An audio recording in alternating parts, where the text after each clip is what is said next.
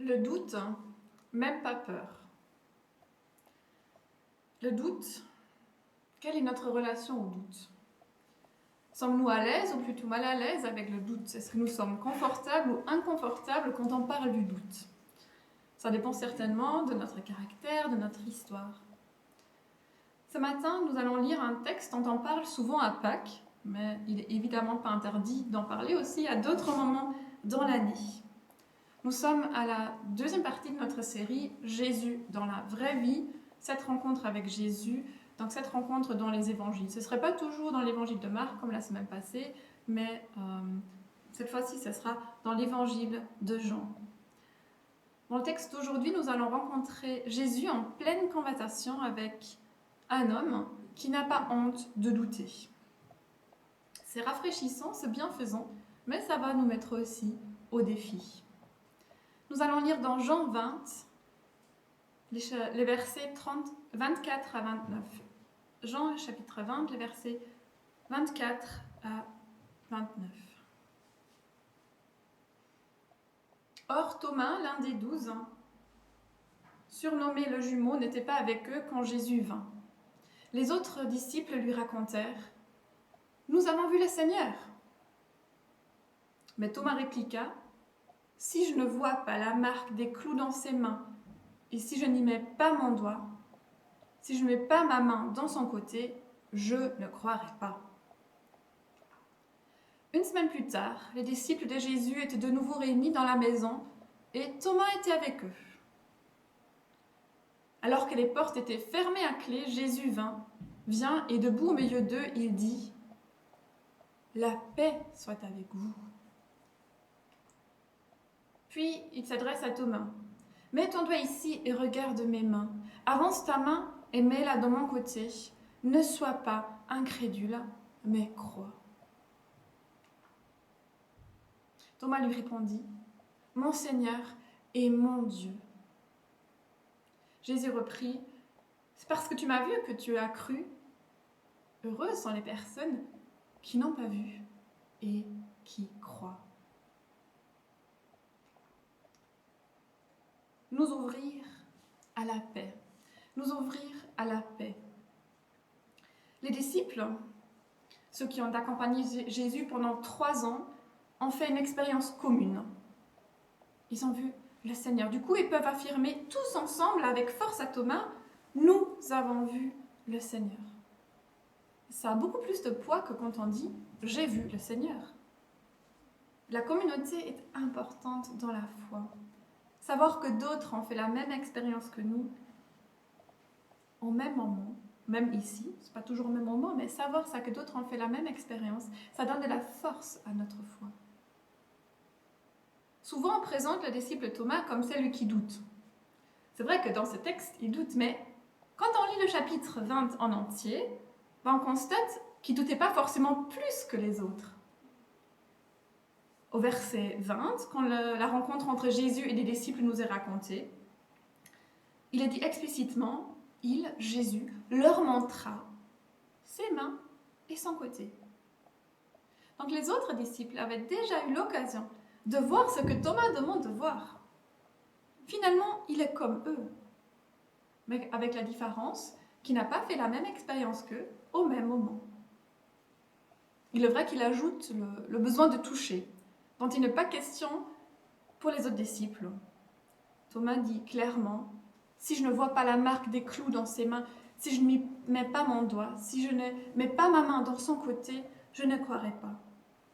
Ça ne ressort pas très clairement dans toutes les traductions, mais dans l'original, il y a vraiment une fois le verbe « voir », et comme dans cette traduction, 2 fois le verbe « mettre ». Donc, si je ne mets pas mon doigt, ma main, si je ne touche pas, je ne croirai pas. Donc, pour Thomas, le toucher semble quand même aussi important. Une semaine plus tard, une semaine après Pâques, Jésus se présente de la même manière aux disciples. Ils sont réunis à nouveau dans la maison, les portes sont fermées à clé, et Jésus entre tout simplement. « Coucou, je suis là !» sans qu'il ait besoin de frapper à la porte pour qu'on lui ouvre. Les portes fermées à clé. Quels sont les moments de notre vie où nous fermons tout à clé. Où nous fermons tout à clé, même devant Jésus. Où nous nous renfermons dans notre coquille, à cause de toutes sortes de peurs. Les disciples se sont enfermés à cause de la peur des autorités juives. Et nous, quels sont les moments où nous fermons tout à clé? Pas notre maison le soir, mais vraiment à l'intérieur de nous. Par peur d'être déçus, d'être blessés, de mal faire, ou à cause d'une grande fatigue intérieure, extérieure, on n'a même plus l'énergie de souffrir. Mais Jésus, il savait franchir ces portes fermées à clé parce que son corps était déjà renouvelé, un corps tellement différent du nôtre, un corps ressuscité. Il sait aussi franchir les portes intérieures que nous avons fermées à clé. Les disciples, et cette fois-ci avec Thomas, ils ont droit à la même salutation qu'une semaine plus tôt. Jésus leur a dit « Que la paix soit avec vous ». Nous aussi, on a besoin que ça nous soit répété. Chaque jour, Jésus nous dit « La paix soit avec vous ». Peut-être en cette année 2020, beaucoup de choses sont chamboulées. On a particulièrement besoin qu'on nous le redise « La paix soit avec vous ». La paix, c'est la certitude que tout va bien, une certitude qui est ancrée dans notre tête, dans notre cœur, dans nos pensées, dans nos émotions. La paix soit avec vous, même dans des moments où nous avons tout fermé à clé. La paix de Jésus, cette paix qu'il veut nous offrir, c'est cette paix qui va nous permettre de nous ouvrir à nouveau à sa présence. Dans la Bible, la paix est plus que l'absence de conflit. La paix implique vraiment une réconciliation qui s'étend à tout l'univers. Une paix que seul Jésus peut donner. Une paix qui ne repose pas sur nos réussites, sur nos actes, mais sur qui nous sommes en Christ et nous venons d'y repenser. Des enfants bien-aimés du Père, de Dieu. Une paix qui repose sur la grâce. Donc c'est une paix imméritée, gratuite. La paix acquise au prix de la vie de Jésus. Nous retrouvons cette salutation dans des lettres du Nouveau Testament et souvent la paix est mise ensemble avec la grâce justement. Par exemple en Galates, on lit que Dieu notre Père, le Seigneur Jésus-Christ vous donne la grâce et la paix. La paix en hébreu c'est shalom. C'est probablement ce mot dans sa variante araméen qui ressemble très très fort à ça que Jésus a utilisé à ce moment-là. Shalom veut dire, dans son sens premier, complet, entier. Apporter le shalom, c'est combler, restaurer dans son entièreté ce qui est brisé. Et quand Jésus dit à ses disciples, la paix soit avec vous, ça veut dire beaucoup de choses. Ça veut dire maintenant que je suis mort et ressuscité, cette paix, elle est là pour vous. Je suis votre paix. Je restaure ce qui est brisé dans ce monde blessé. Je restaure ce qui est brisé en vous aussi. La paix soit avec vous. La paix soit avec toi, Thomas. Nous ouvrir à cette paix que Jésus veut nous donner. Et accueillir la présence de l'absent. Accueillir la présence de l'absent. Cette formule, la présence de l'absent, ça vient d'un livre de Daniel Bourguet, Dieu au cœur de nos vies, et je ne peux que recommander ces livres. C'est vraiment très, très bien faisant. Accueillir la présence de l'absent. Dans sa relation avec Thomas, Jésus va droit au but. Mets ton doigt ici et regarde mes mains. Avance ta main et mets-la de mon côté. Ne refuse pas de croire, deviens un homme de foi. Ou ne sois pas incrédule, mais crois.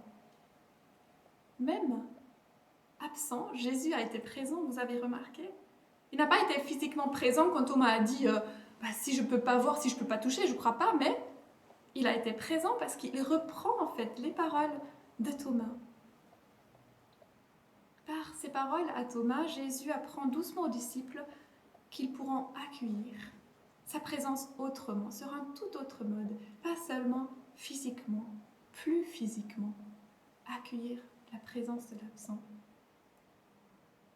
C'est vraiment touchant de voir comment Jésus prend soin de Thomas. Il va prendre le besoin spécifique de Thomas en compte. Quand Jésus fait sa visite du dimanche à ses disciples, sa préoccupation, c'est vraiment que Thomas puisse croire. Il va droit au but.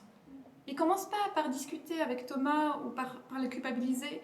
Pourquoi est-ce que tu as besoin de voir, de toucher? C'était quand même pas nécessaire, tu aurais pu croire les autres. Pourquoi tu es si lent à faire confiance en moi? À cause de toi, j'ai dû faire le déplacement. C'est comme ça qu'on se parle parfois à l'intérieur de nous, non? On aime pas faire un peu dur avec soi, mais maintenant Jésus montre une autre voie. Mets ton doigt ici, regarde mes mains. Tu as besoin de preuves? Il n'y a pas de souci. Tu peux les avoir. Tu as besoin de faire ta propre expérience? Vas-y, prends ton temps. Jésus prend vraiment ce besoin spécifique de Thomas en compte. C'est seulement ensuite que vient cette exhortation de croire. Ne sois pas incrédule, mais crois. Tu as eu du temps pour réfléchir. Tu as du temps pour te poser mille et une questions. Maintenant, ne refuse pas de croire.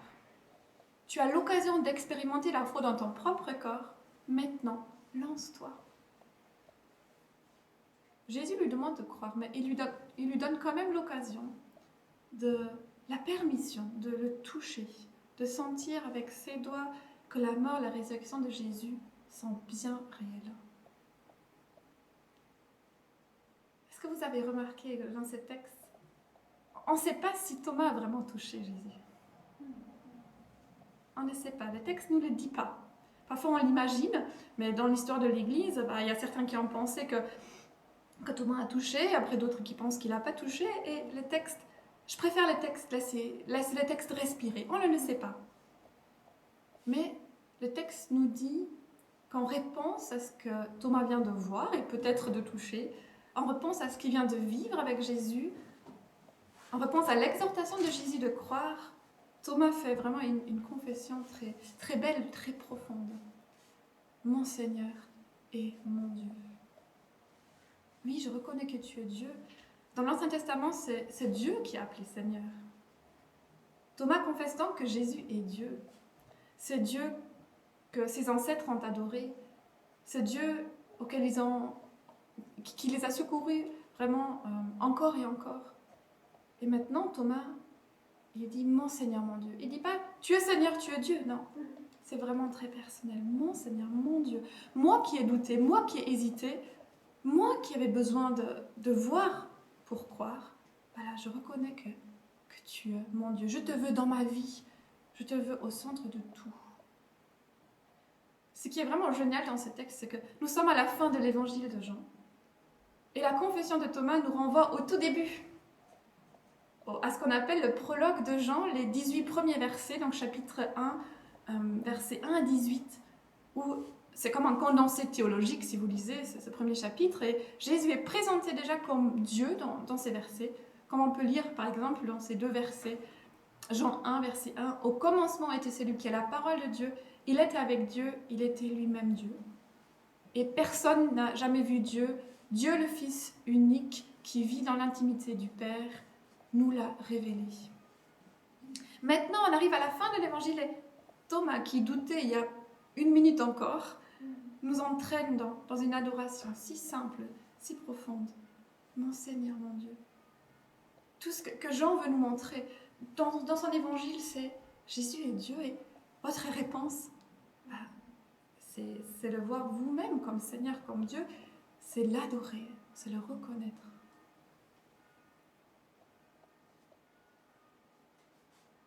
C'est parce que tu m'as vu que tu as cru. Heureuses sont les personnes qui n'ont pas vu et qui croient.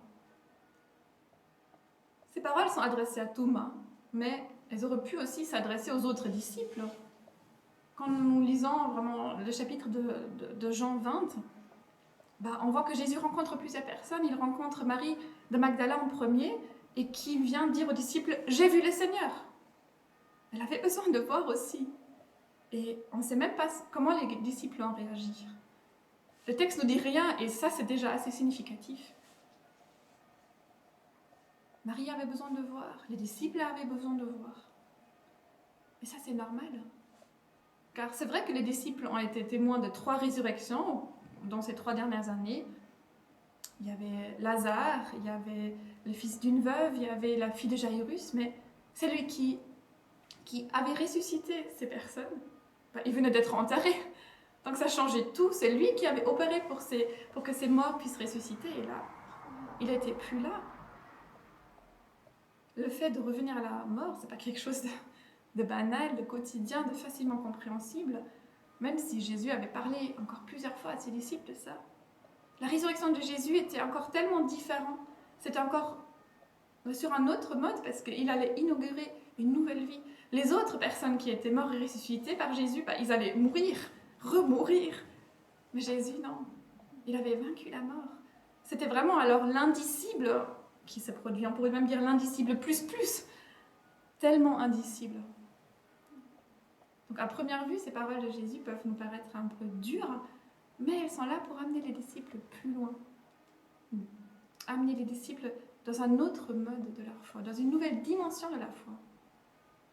Et c'est normal qu'ils aient besoin de voir et de toucher, c'était tellement indicible, mais ensuite, Jésus leur dit ensuite, votre foi est appelée à aller plus loin, parce qu'elle doit s'ouvrir à des centaines de générations après vous qui ne pourront pas voir.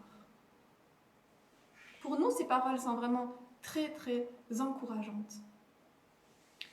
Peut-être qu'il y a des moments dans notre vie où nous voudrions tellement voir, nous voudrions tellement toucher. On entend souvent ça. « Ah, si j'avais pu vivre à l'époque de Jésus, le voir, son ministère, ça serait plus facile. » Mais Jésus nous dit heureux. Il nous dit heureux ce matin. Jésus aime nous prendre par surprise par ce mot heureux.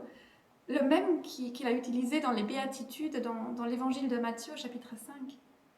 Quand il dit « Heureux ceux qui reconnaissent leur pauvreté spirituelle, heureux ceux qui pleurent car ils seront consolés. » Nous, on aurait dit « Heureux qui sont dans la joie, hein, c'est bien.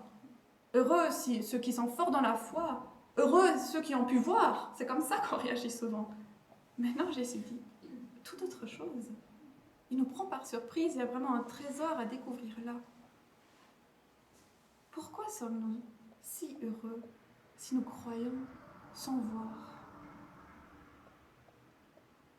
En absence du toucher, en absence de la vue, notre foi peut s'approfondir. Notre relation à Dieu se développe d'une manière plus intime.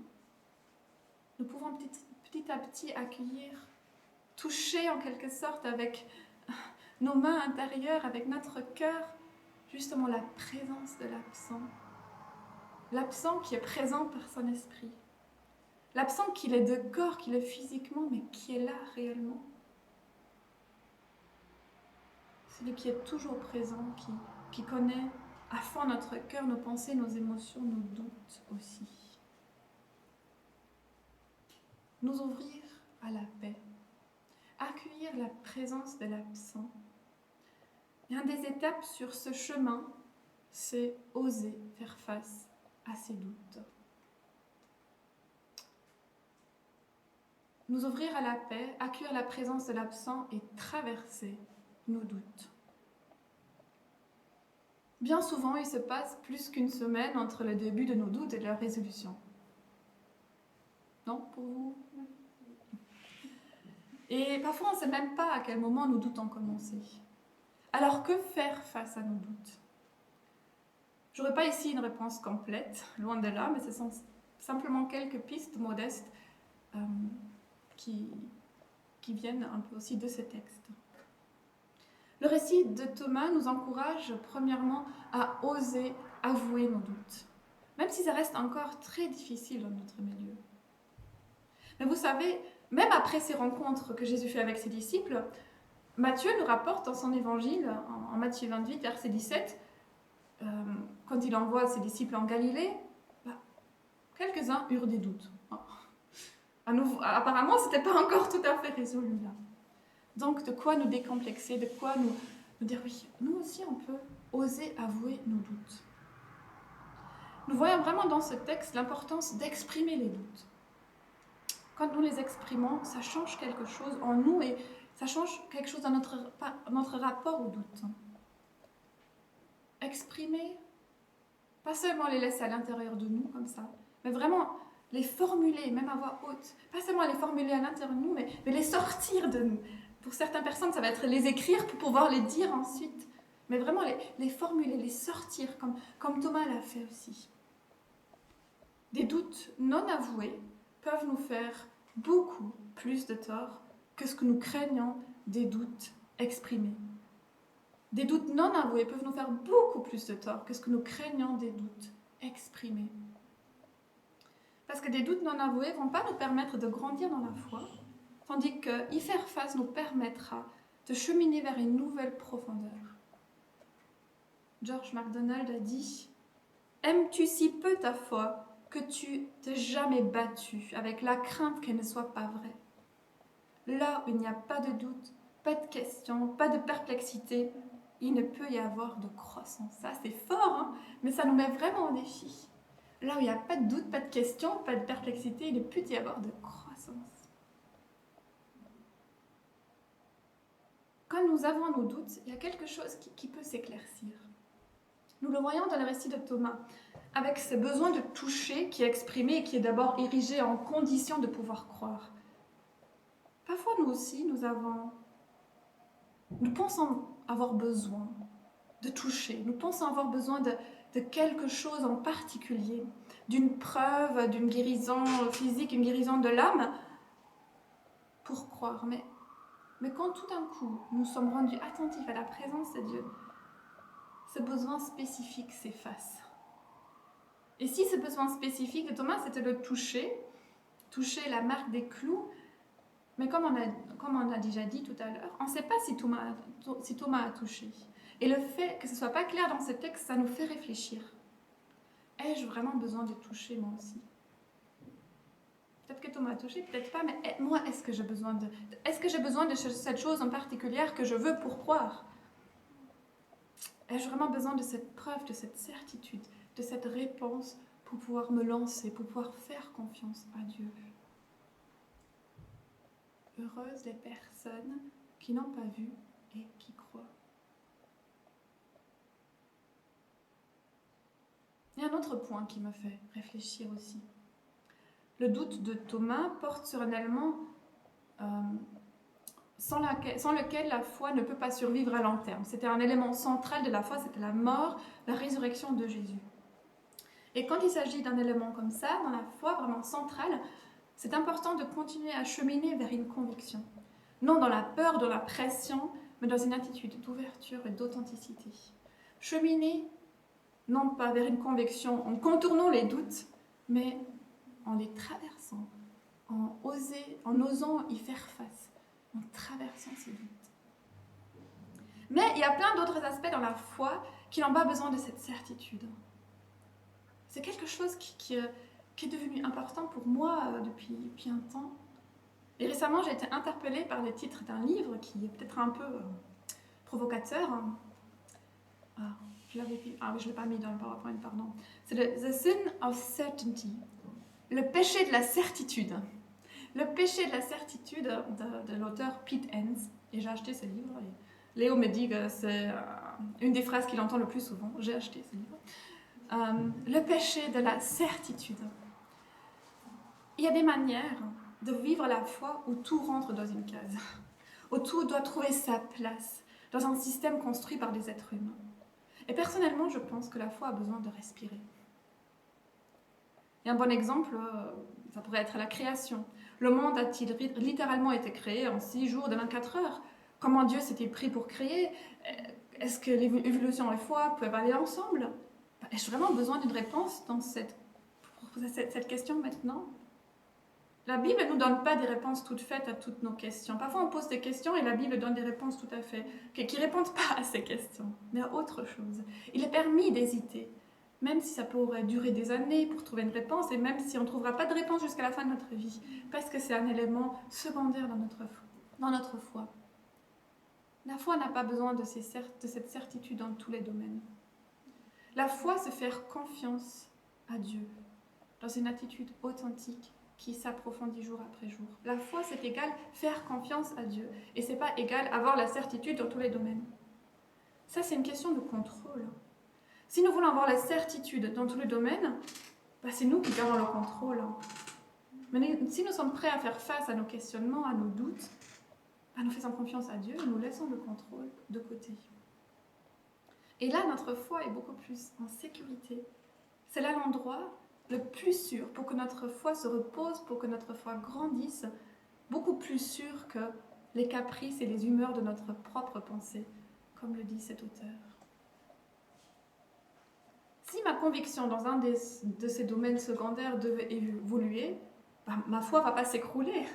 Parce que ma foi, c'est pas avoir la conviction dans ces domaines-là, mais ma foi, c'est avoir la relation à Dieu. Ma foi, c'est avoir la confiance en ce Dieu personnel et de vivre cette relation jour après jour et de grandir dans cette relation.